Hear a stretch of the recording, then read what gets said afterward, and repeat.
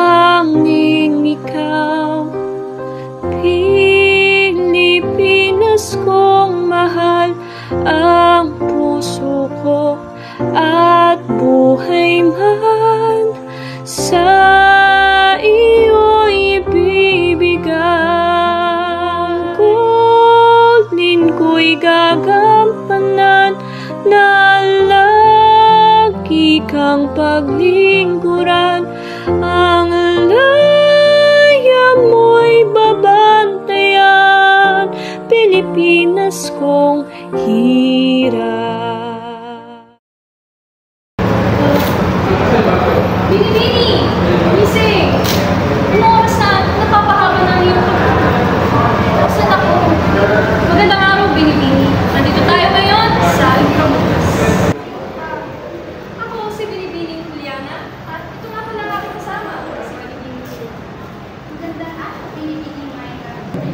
Ipinagagalak namin makilala ka, Binibining Maika. At sa oras na ito, ay samahan mo kami libutin ang mga magaganda at makalumang establishmento na matatagpuan dito sa Intramuros na madalas pinupuntahan ng mga Pilipino at mga banyagang turista. Uy, ang ganda naman dito. Parang nababasa ko sa Rizal subject namin. At sa mga manonood sa oras na ito, halika at samahan niyo kami sa aming paglalakbay na ito. Tara!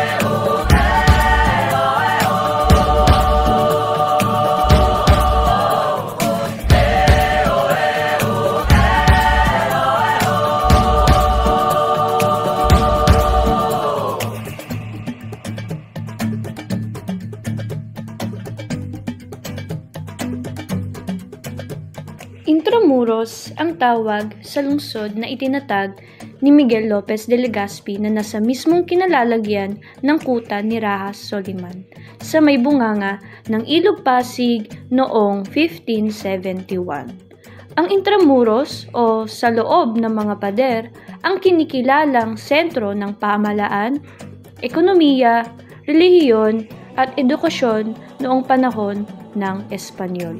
Matatagpuan sa 60 hektarya ng saklaw nito ang mga pangunahing simbahan, kumbento, eskwelahan at gusaling pampamahalaan ng mga kolonisador.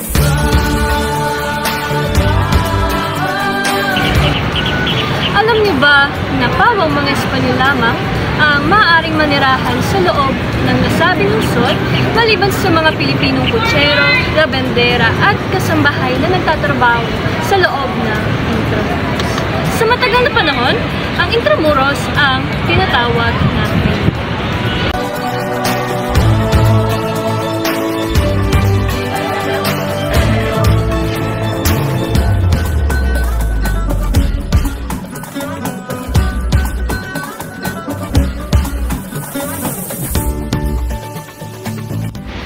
Katulad ng mga lungsod sa Europa noong panahong iyon, napapaligiran ang Intramuros ng tubig at pinoprotektahan ng mga kapal na bato. May 8 puwerta o pintuan ito, kagaya ng Puerta de Parian, Puerta Real at Puerta Isabel ay pinatayo ng mga gobernador general ng Pilipinas hanggang 1870.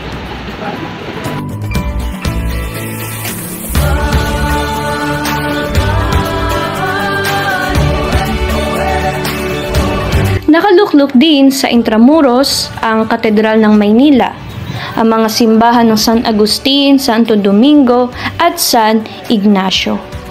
Mga gusaling pang-administrasyon kagaya ng ayuntamiento at intendensya, at mga eskwelahan tulad ng Lumang Ateneo de Manila, Kolehiyo San Juan de Letran na dating Universidad ng Santo Tomas at Kolehiyo de Santa Isabel. At malaking bahagi ng Intramuros ay nasira noong ikalawang digmaang pandaigdig. Kaya may mga programang inilunsad upang muling ayusin o ibalik sa dating anyo ang mga estrukturang nasira ng digmaan at ng pagpapabaya.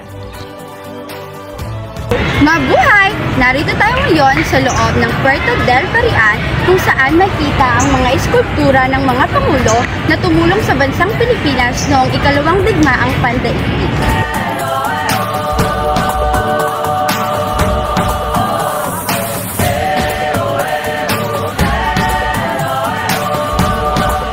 Dito naman makita natin ang eskultura ng ating pambansang bayani na si Dr. Rizal.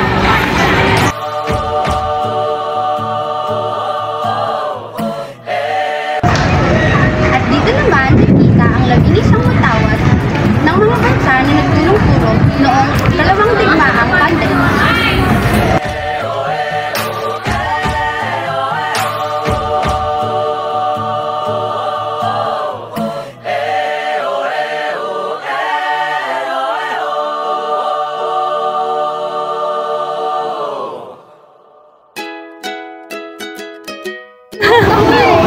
Pwede po maraan yung pangalan niyo.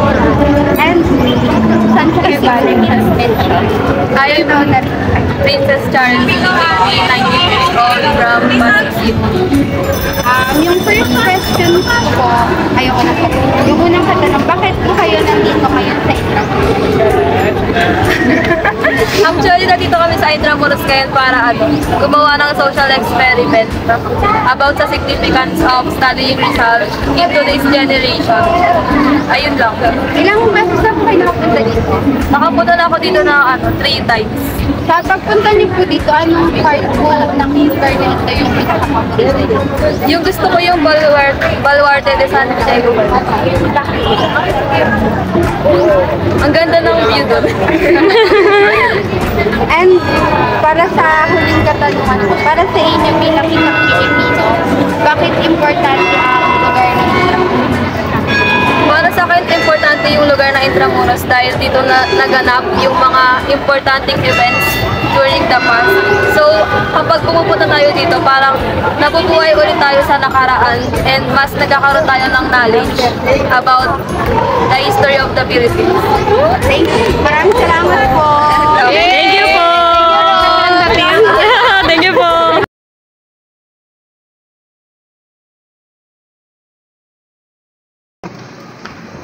Maraming salamat sa inyo mga binibini. Sa wakas, nalibot ko na rin ang Intramuros sa unang pagkakataon at marami rin akong nalaman tungkol dito. Wala nga naman, binibini Mike.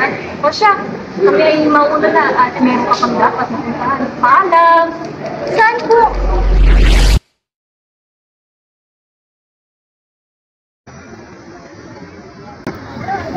Mga binibini, nasaan po ba? Mabuhay! Ako si Binibining Jerisa. Ako si Binibining Angeli. At ako si Binibining Jessica at kasalukuyang nasa Port Santiago ka. Kanina nasa Intramuros lang ako. Paano ko napunta dito? Huwag kang mag-alala, Binibini. Sasamahan ka namin diskubrihin at liputin ang makasaysayang lugar ng Port Santiago. Tara! Ang Fort Santiago o Puerta de Santiago sa Espanyol ay ipinangalan kay Saint James na isang patron ng Espanya na mas kilala bilang Santiago Matamoros. Kilala siya bilang si Saint James the Muslim Slayer dahil sa isang kwento ng milagro niyang pagpapakita matapos ng 100 pagkamatay niya. Ito ay isang tanggulang moog na sinimulang itayo noong 1590 at natapos noong 1739 sa dating lugar na kinakatayuan ng matandang Maynilad na matatagpuan sa bunganga ng Ilog Pasig.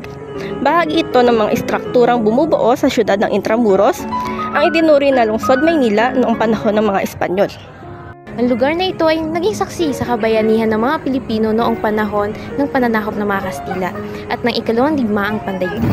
Alam niyo ba noong 1951, kinilala ng Pilipinas ang makasaysayang kahalagahan ng Fort Santiago sa ating bansa at itinuri itong pambansang monumento at pambansang dambana o mas kilala bilang Dambana ng Kalayaan sa karangalan ni Dr. Jose Rizal at sa marami pang mga tao na nakapiit, tinorture at nagbuwis ng buhay para sa kalayaan. Hindi mo ikakaila ang kahalagahan nito sa kasaysayan ng Pilipinas. Sa panahon ng mga kolonyasyon, ito ang nagsisilbing pangunahing tanggulang muog ng gobyernong Espanyol. Ginawa din itong bilangguan dito gikunulong si Rizal sa 66 na araw mula noong ika-3 ng Nobyembre hanggang Disyembre ng 29 taong 1896. Mula sa kanyang selda, sinulat ang kanyang muling tula na Mi Ultimo Adios o sa Ingles ay My Last Farewell. Noong ika-6 na kalahati ng umaga ng Disyembre 30, umalis si Rizal kasama ang mga sundalo at mga pari sa Fort Santiago papuntang Bagong Bayan para sa kanyang hatol na pagbitay. Sila ay dumaan sa Castillo de Castilla na ngayon ay tinatawag na Bonifacio Drive. Alam niyo ba, ang Mi Ultimo Adios ay isang tula na nakasulat sa wikang Espanyol na nagsasabi sa atin kung gaano kaganda ang Pilipinas at kung paano nais ni Rizal na matikot tayo sa ating nakaraan at makita ang katotohanan kung paano tayo tumingin sa mundo at ang pananaw natin sa ating kapaligiran. Naniniwala si Rizal na ang pag-alin ng kanyang buhay ang pinakamahusay na paraan upang maipakita niya ang kanyang pagmamahal sa bayan. Umaasa na ang kanyang kamatayan ay magsilbing inspirasyon sa lahat.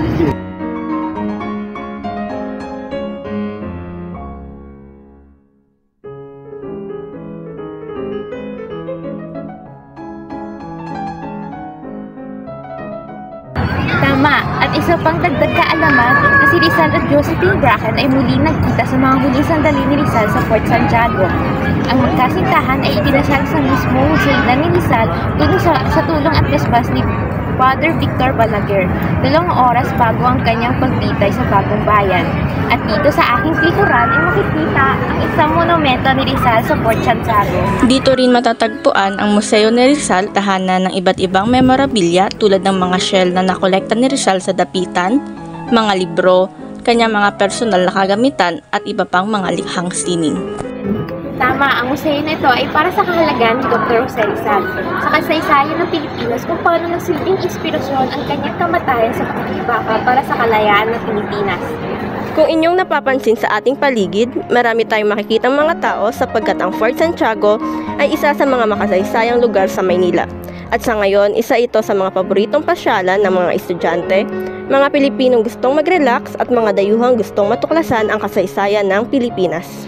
At isa itong perpektong lugar para sa tahimik na piknik at lakaran. Ang malawak na kasaysayan ng militar at kahanga-hangang arkitektura ng lugar ay naging pangunahing destinasyon para sa mga bisita sa Manila.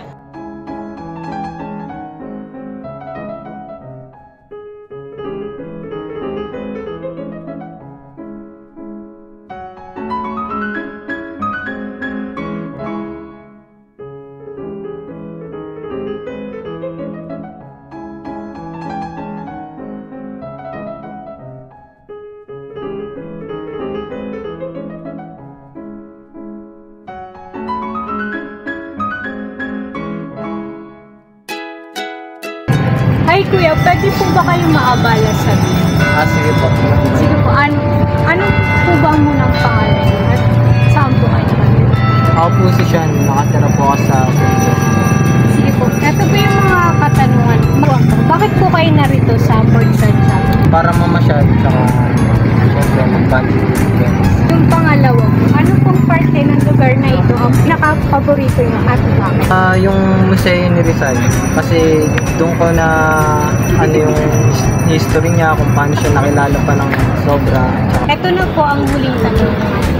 Bakit po mahalaga sa inyo ang Fort Santiago? Para sa akin, mahalaga yung Fort Santiago dahil dito niya inilaan ang mga huling sandali bago siya mamatay. Para sa akin, mahalaga ang Fort Santiago dahil dito sa lugar na ito, particularly sa Museo ni Rizal, makikita natin lahat-lahat ng mga alaala ni Rizal.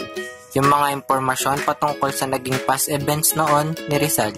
At dahil din sa Fort Santiago, mas lumawak ang aking kaalaman patungkol kay Rizal at mas lalo ko pa siyang nakilala. Maraming salamat mga binibini. Tunay niya lahat ang nakakaglalakay dito sa Fort. Dahil dati, hindi naman ako gaano ka-imprensado dito. Pero tunay nang nakakamuha ang Fort Santiago. Walang anuman binibining Maika, kaya paalam at may iba ka pang lugar na kailangan puntahan. Paalam!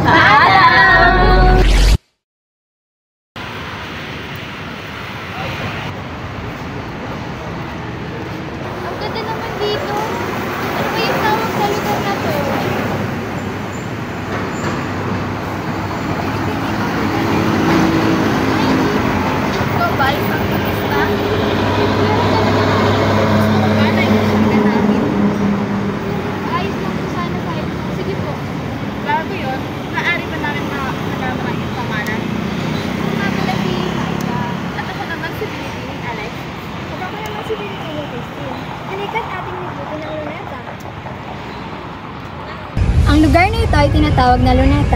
Ang luneta ay isang makasaysayang lusuring liwasan na nasa puso ng lungsod ng Maynila.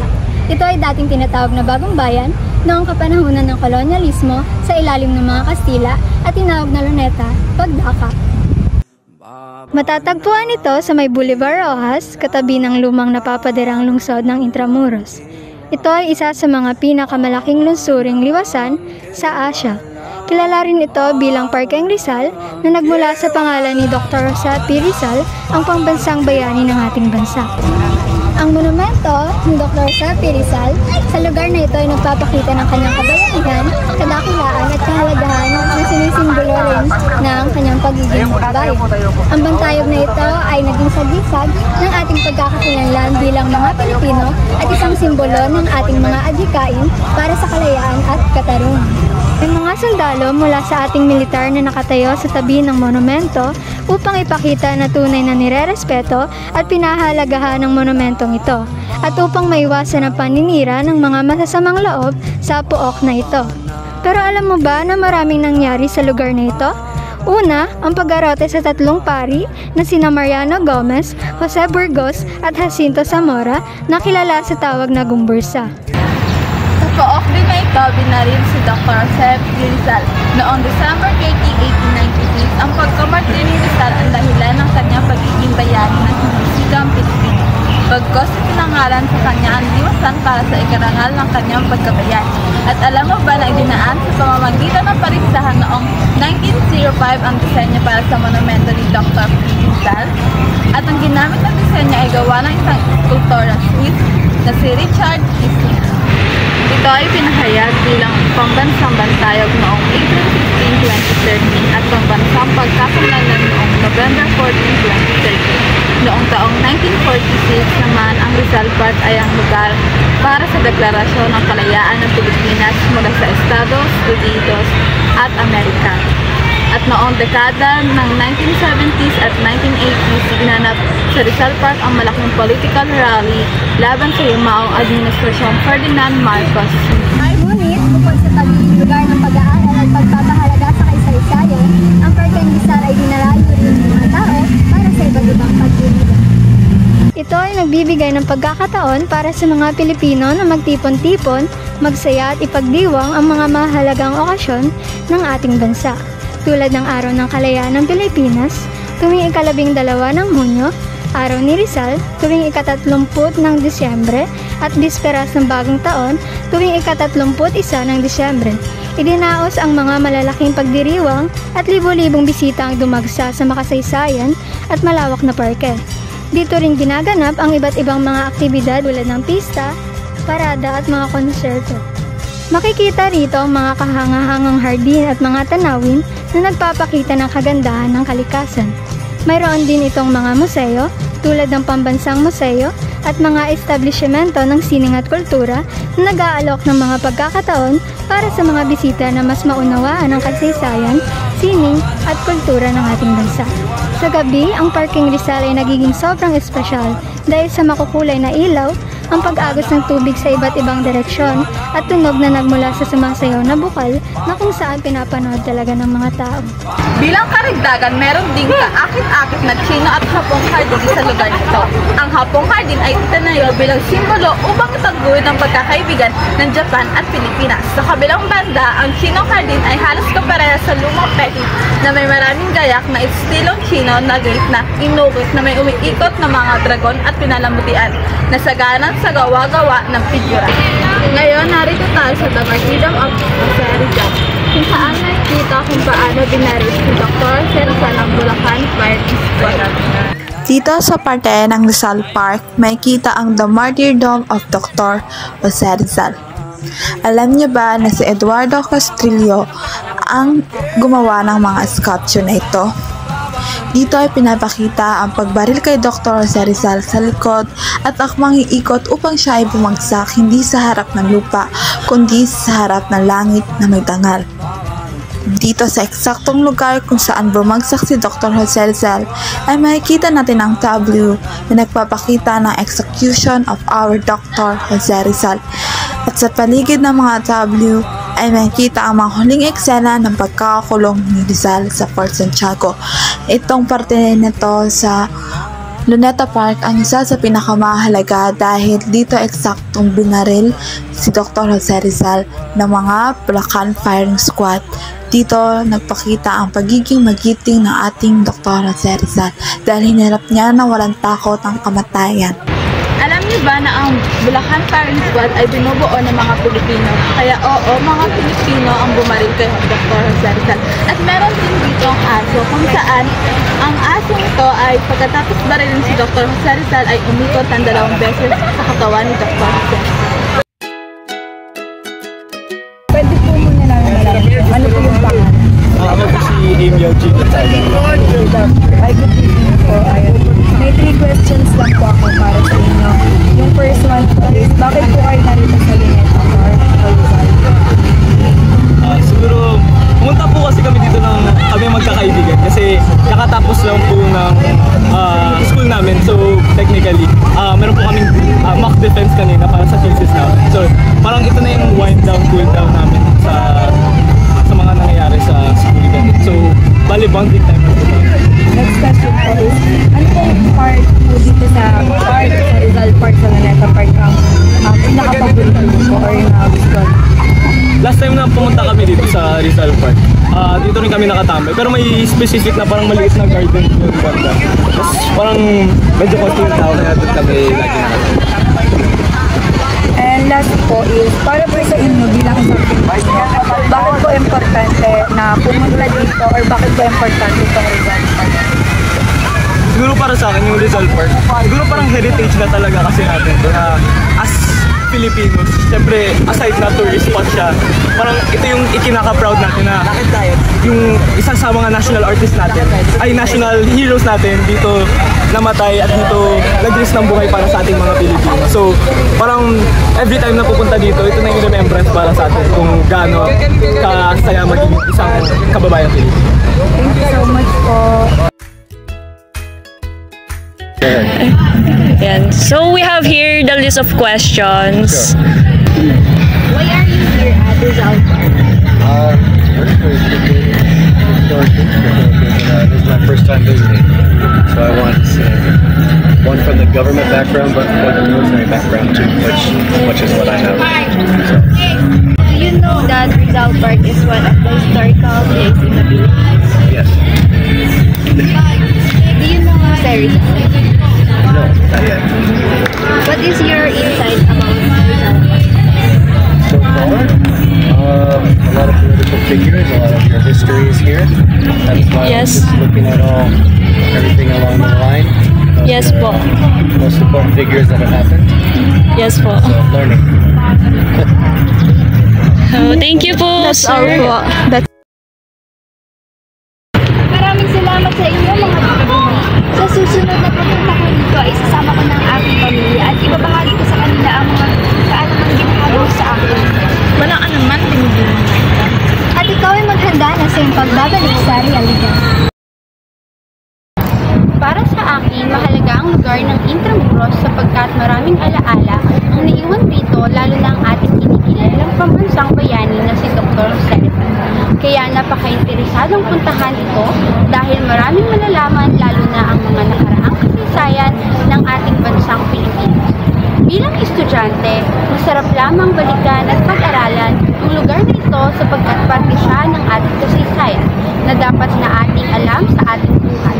Saksi din ito sa mga kaganapan noon kung paano nahirapan at kung paano tayo ipinaglaban ng ating mahal na pambansang bayani na si Dr. Jose Rizal.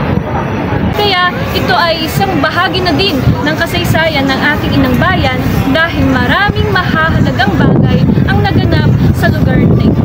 Kaya bilang mag-aaral at mamayang Pilipino ay marabot lamang nabigyan natin ito ng paggalang bilang pagpapakita ng ating pagmamahal at pagpapahalaga sa bawat makasaysayang lugar na ating napupuntahan. Sa akin ng pagkakataon sa Fort Santiago, namangha ko sa mga nasilayan ko. Isa itong mabihirang karanasan dahil kung ang mga dating mga pinag-aaralan lamang sa klase ay napatungkol kay Rizal ay dito mismo ginanap. Kaya nakakasiya lamang sa sa piling ko dahil kung iisipin ay mahigit 100 taon na nakalipas, ay parang may connection na po kay Rizal dahil sa mismong lugar na ito pinanap ang mga kasaysayan ni Rizal. Di lang ang mga lugar na ito ay isang living saksi sa mga naganap na pangyayari ng ating kahapon. Nakakatuwa lang kung iisipin natin na mga lugar na pwede nating pasyalan at pwede nating puntahan dahil nagsisilbi itong inspirasyon sa mga kabataan at bilang isang mga estudyante. Kaya bilang isang mamamayan, ang pagbisita sa Fort Santiago ay makakatulong upang lalo tayong magkaroon ng malalim na pag-unawa sa ating kasaysayan. Makikita din natin dito ang mga replika na gamit ni Jose Rizal tulad na naman ng kanyang akda na El Fili at No Limit Tangere na naging armas ni Rizal para makalaya ang mga Pilipino.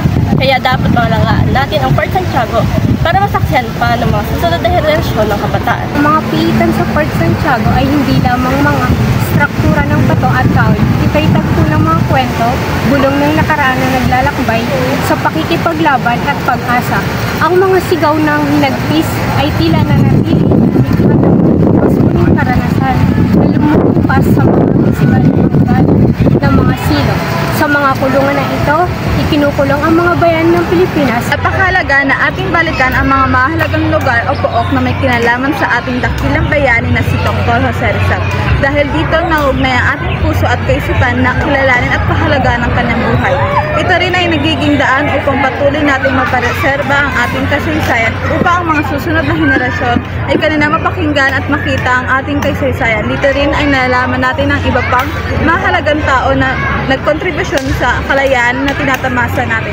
Bilang isang scholar ng bayan, kinagagalak ko na ako ay may kalayaan upang aralin at ang kahalagahan ng kasaysayan ng ating bansang sinilangan.